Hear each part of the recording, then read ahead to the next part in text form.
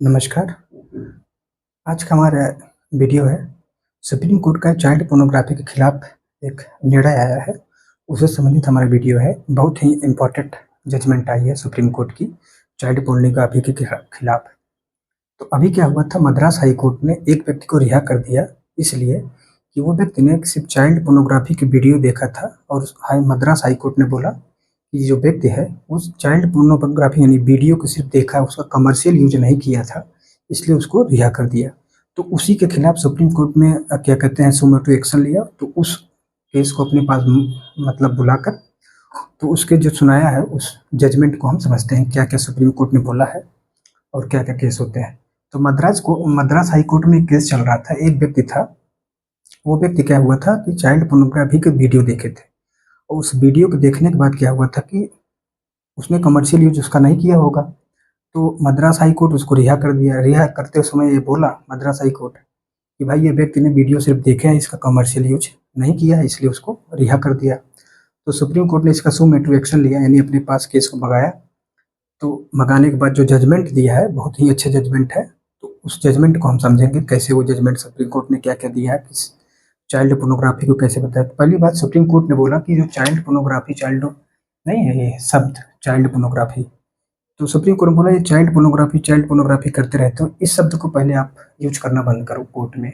उसके स्थान पे आप यूज करो CSEAM यानी child sexual exploitation abuse material.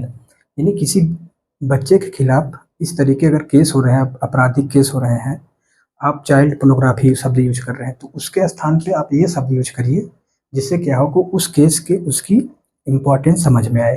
तो CSEAM यानी child sexual exploitation abuse material, तो उस चाइल्ड पोर्नोग्राफी के स्थान पर इस शब्द को यूज करने के लिए सुप्रीम कोर्ट बोला है। अब क्या हुआ है, जो मद्रास हाई कोर्ट था वो सिंगल बेंच की जजमेंट थी, यानी एक जज थे, उन्होंने ही जजमेंट सुनाई थी।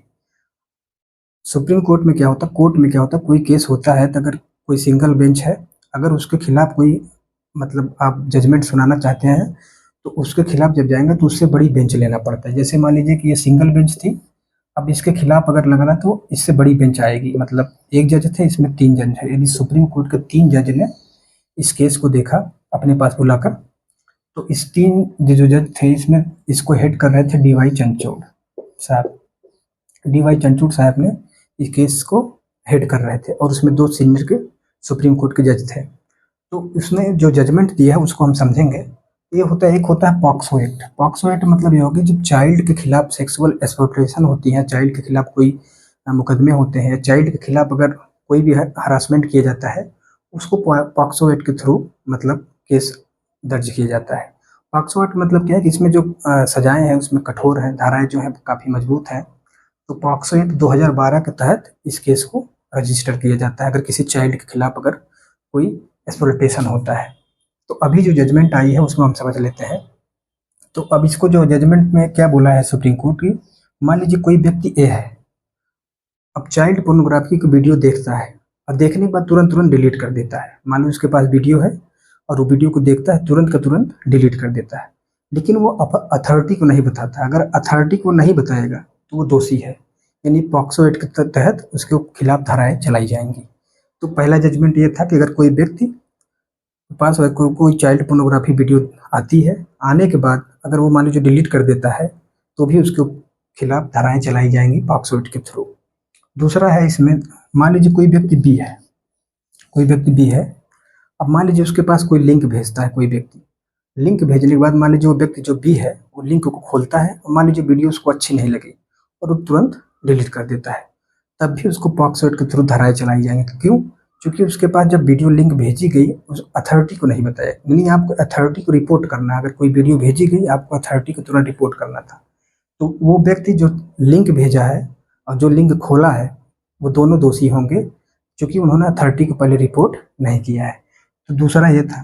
तीसरा ये था कि मान लीजिए कोई व्यक्ति है, अब वो व्यक्ति मान लीजिए लैपटॉप में उसके पास वीडियो नहीं है, मोबाइल में वीडियो नहीं है, लेकिन वो किसी साइट को जानता है जहाँ पे वो वीडियो होते हैं, यानी उस साइट पे उसका कंट्रोल है, तब भी वो दोषी होगा। उसको पॉक्सो एक्ट के थ्रू उसके ऊपर खिलाफ धाराएं चलाई जाएंगी। क्यों? क्योंकि सुप्रीम कोर्ट इसमें साफ साफ बोला है कि वो व्यक्ति जिसका कंट्रोल है, कंट्रोल मतलब यह है कि साइट को जानता है और जब होता है तो वो मतलब मान लो वीडियो को वहाँ से निकाल सकता है, तो कंट्रोल से है। तो कंट्रोल का मतलब ये हुआ कि वो व्यक्ति, मान लीजिए उसके पास वीडियो नहीं है, लैपटॉप, मोबाइल फ़ोन कहीं पे नहीं है, लेकिन वो साइट को जानता है, तब भी वो दोषी होगा, जिसके थ्रू पॉक्सो एक्ट के थ्रू धाराएँ चलाई जाएँगी।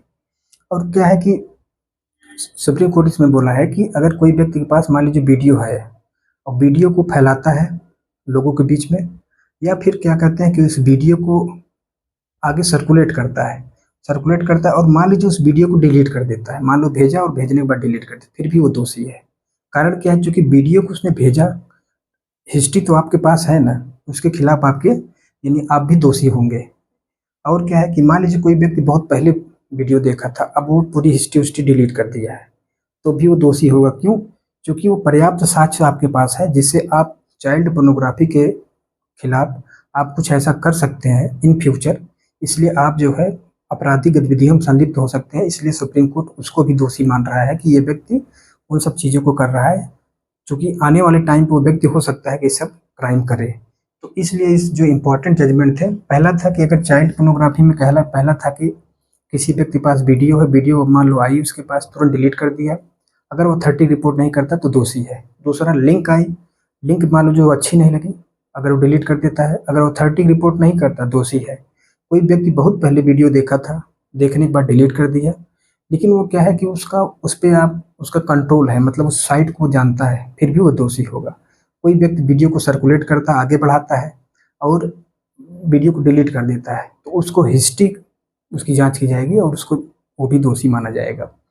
तो सुप्रीम कोर्ट का मतलब ये है, कहने का मतलब ये है कि ये सब चीज़ें ऐसी हैं जिससे बच्चों के खिलाफ जो हीनियस क्राइम बढ़ रहा है, तो उस सब को देखते हुए जो पॉक्सो एक्ट था उसकी धाराएँ को और मजबूत किया है, जिससे क्या है कि आने वाले टाइम पे चाइल्ड के खिलाफ यानी पोर्नोग्राफी से संबंधित जो गतिविधियाँ होती हैं, कम से कम हो, कंट्रोल हो। तो इसलिए जो जजमेंट था इसका सुप्रीम कोर्ट काफ़ी कठोर और बहुत सराहनीय जजमेंट है। तो आज यहीं तक, धन्यवाद।